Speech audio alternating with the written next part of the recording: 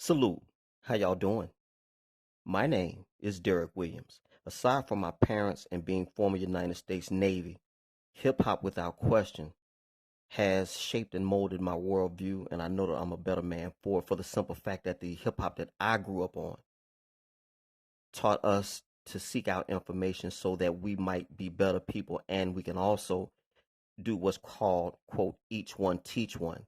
The United Nations actually recognized hip hop as a culture back in the mid 90s. This was a landmark event for those of you all who don't know, but yes, hip hop is in fact a world culture. However, the hip hop that we see today with regards to the self-defeating behavior, gun use, misogyny, and things like that, that's the hip hop that most people equate um to being hip hop. You know, that rap that you hear on the radio, that's hip hop. Well, I push away against that. 50 Cent never spoke to me. Jay-Z never spoke to me. You know, these type things, and the little Uzi Verts of the world, and the young lady that just got shot, Megan Stallion. Now of course that does not mean that the hip hop I came up in was squeaky clean, but generally speaking, ours was more of a positive nature, but it got corrupted once it hit the mainstream and things like that. But the underbelly is what has gotten everyone in trouble insofar as the surveilling of the whole genre. The title of the presentation here will be called Ask Derrick Parker, and I'm just one man in the comment section on YouTube. For those of you who don't know, Derrick Parker was a former New York City policeman, if memory serves, and he had actually helped create a rap intelligence unit whereby they would surveil big time rappers all over the country, looking for them to be connected to crime for some reason. But this surveillance, at least from my knowledge, was not transferred over to the rockers. It seems like only the hip hop artists were targeted. So the jury's still out on that, but I just want you to see this hip hop DX presentation and you judge for yourself. All y'all take care. Greenville, Mississippi till I die. Protests have erupted around the country after the tragic murder of George Floyd at the hands of police. Today we learned George Floyd told officers more than 20 times that he could not breathe the night he died. That's according to transcripts of police body cam video worn by former officer Thomas Lane. While people are divided about whether to reform, defund, or abolish the police, one thing everyone seems to agree upon is the need to deal with the systemic oppression of black and brown people at the hands of those who are supposed to be paid to protect them. But even if you become famous, make a lot of money, and have hit songs, it doesn't automatically make you immune to the system of policing in America. Just ask rappers who've been targets of the hip-hop police. Now, when you hear the term hip-hop police, you might think about the Chamillionaire song from 2007, or you may still think it's simply a myth. But many people don't know that there are actual units within major city police departments that are solely dedicated to the surveillance of rappers in an attempt to connect artists to local crimes. And none of this is new. In fact, it doesn't even start with these specific units. In order to understand the true relationship between hip-hop and policing within America, we need to go back as far as the genre's inception. In order to understand the relationship between cops and rappers, we need to first look at how the reputation of hip-hop was manipulated by the media. In the early days, when DJ Starsky would play shows in front of 500 people at Disco Fever Club in the South Bronx, many people, including local police departments, had no clue what the genre would become. But hip-hop quickly moved from local parties to much larger venues. And as the genre grew to bigger spaces, more people in power began to look for ways to stop the movement. Violence at concerts was not something that began with hip-hop. Yet the media and police forces around the country started to portray rap shows specifically as events that incited violence. Our lyrics are so positive you could never blame it on us. Teenage energy, period, and perhaps black teenage energy in particular, is very scary for various reasons.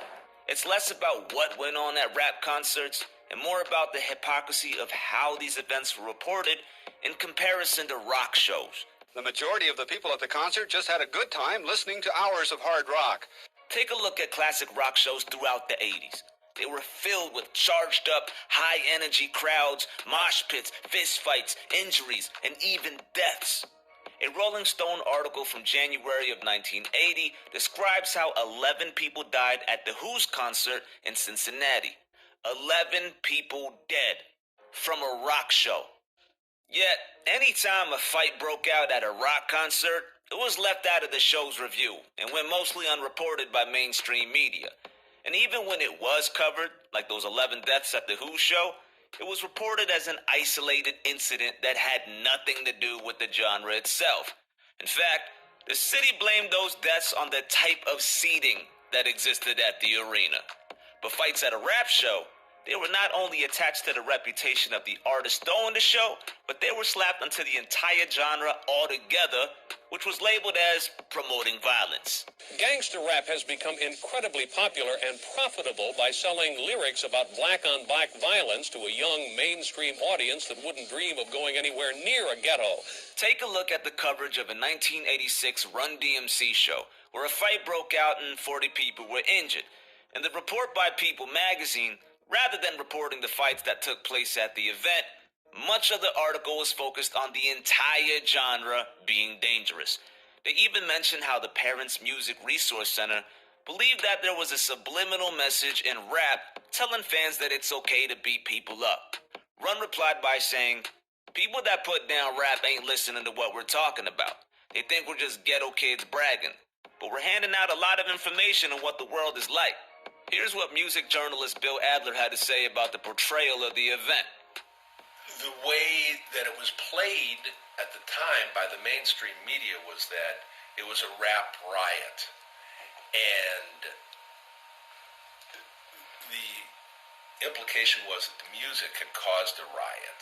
But not only was there a clear discrepancy in the way shows were covered, they were also policed very differently. The Run DMC show was immediately shut down by police after the fight occurred. But at the Who show, even after the police learned about the 11 deaths that took place due to the mosh pits that night, the Who were still allowed to perform their encore.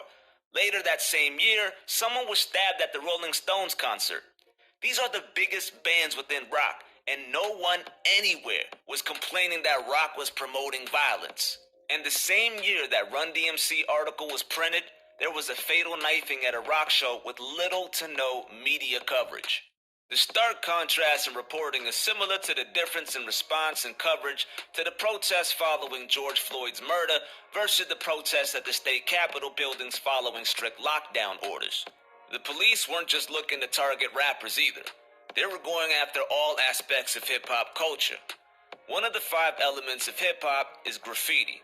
So as you can bet, there was a specific unit in the NYPD with the mission of arresting anyone who was tagging graffiti around the city.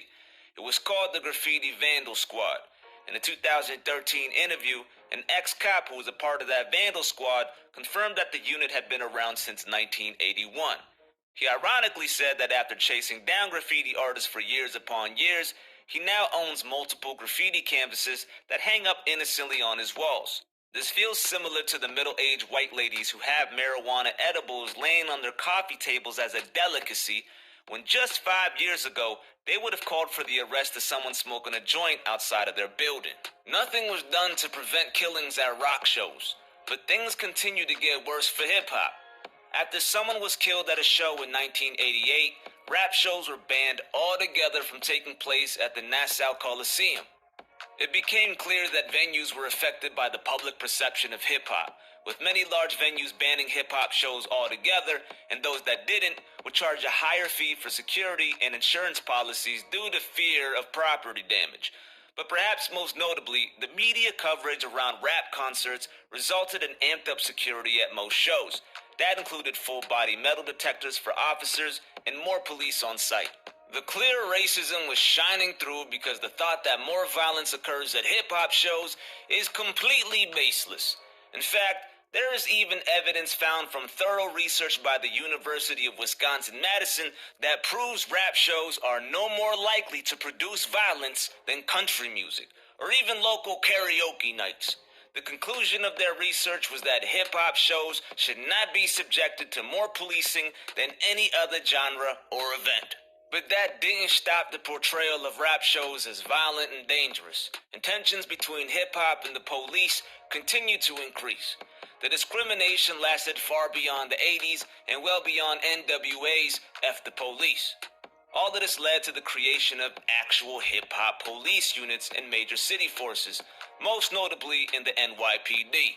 For years, prominent rappers from RZA to the Game spoke about a hip-hop police, but no one from the NYPD ever confirmed its existence. Prodigy even said that he dealt with one-on-one with the founders of the task force. Their jurisdiction, it goes through all the boroughs. Like, they can arrest you in any borough. They can follow you from Manhattan to the Bronx or to Brooklyn or wherever. There's a task force that works alongside of them, you know, the hip-hop task force. A lot of people thought it was a myth at first, not true. They tried to deny it at first, but, you know, I actually met with the guy that started the task force during my trial, and he was actually helping me with my trial because his name is Derrick Parker, and he put a book out called The Hip Hop Cop, and basically he describes how he started the task force, you know, with the captain of his little precinct that he worked in. But in 2004, suspicions were confirmed when an article was published in the Miami Herald that stated police were secretly watching hip-hop artists.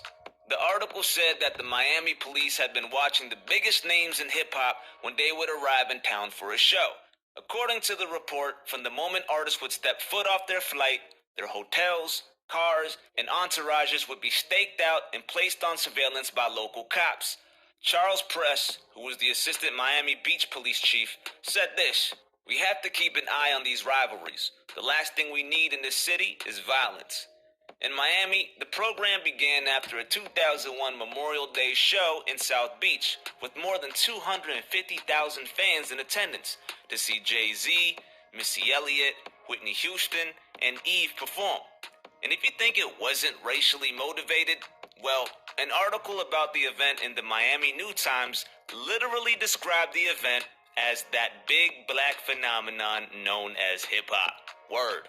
That weekend, over 200 people were arrested, double the usual number of similar-sized events, and most were for disorderly conduct and intoxication. After the event, at a planning meeting for Miami, promoter Michael Tron blamed the city for attracting the quote-unquote wrong kind of demographic. And Tony Miros wrote in the Miami Metro, "Were our police officers overwhelmed? Were they too afraid to take the appropriate actions? Or were they trying to be politically correct and not take action on one particular group of troublemakers?" Ted Lucas, president of Miami Slip and Slide Records, that housed local legends Trick Daddy and Trina, compared the event to Woodstock, stating this: "Things happen at Woodstock too. They tore all kinds of stuff up there. It ain't just black youth." But the city and media continue to put pressure on the police to take more action.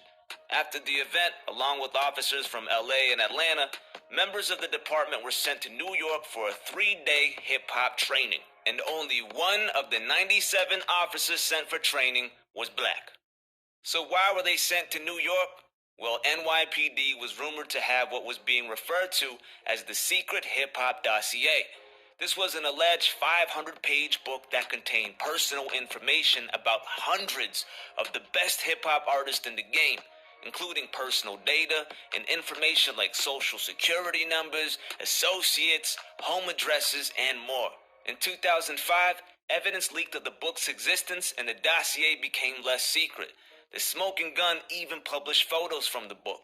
Even with these units being public knowledge and facts about violence at concerts being researched in depth, policing at rap shows continues to be discriminatory.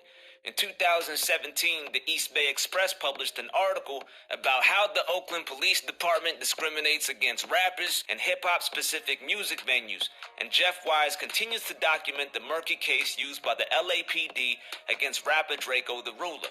This isn't just happening in the U.S. UK rapper Giggs was forced to cancel his tour after police warned venues of violence concerns.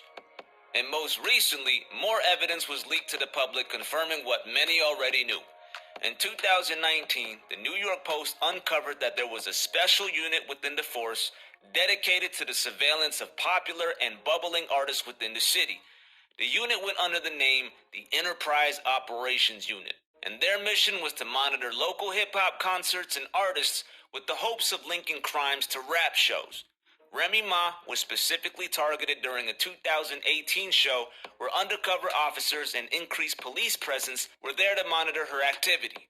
In 2019, 5 New York rappers were banned from performing at the local Rolling Loud festival based on reports from the unit. These rappers were Chef G, Don Q, 22 G's, Casanova, and the late Pop Smoke. Rest in peace. Police departments even used Rolling Loud festivals as a chance to go after some of the artists who they've been targeting for a while with no cause to arrest. Kodak Black and J.D. Youngin were arrested at the weekend of the 2019 Miami version of the festival, and Lil Wayne dropped out of his performance after he was subjected to police searches. Whether you're for defunding, abolishing, or reforming the police, it definitely seems like there can be a relocation of resources to abolish units that are solely created to target hip-hop artists.